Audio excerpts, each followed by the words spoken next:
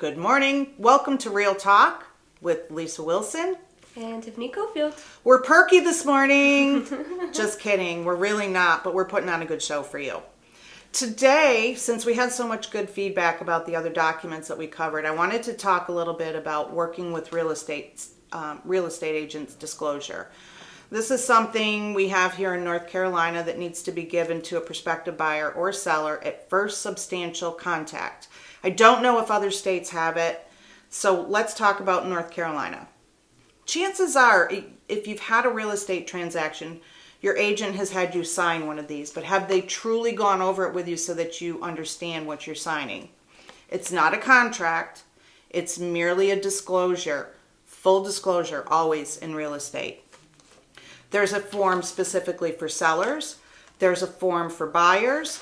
There's also a brochure that the Real Estate Commission puts out that can be given out if the agent happens to have them. And we also have an in-house document that just kind of explains old car. Frank Fields, thank you very much for teaching us well about what people should expect from their agent and that acronym, old car. You did a great job of teaching us that.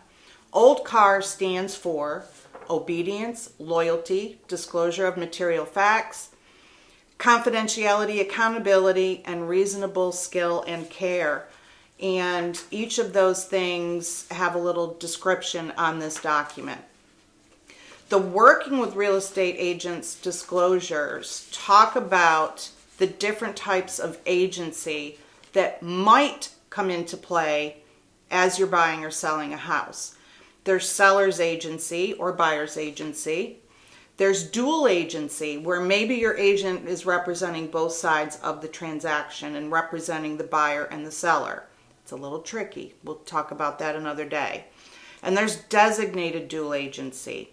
So if I had a listing and a buyer calls off the sign and everyone is signed off on their willingness to allow another agent in the same firm to represent them, say Tiffany, that would be designated dual agency. 2 agents, 1 office.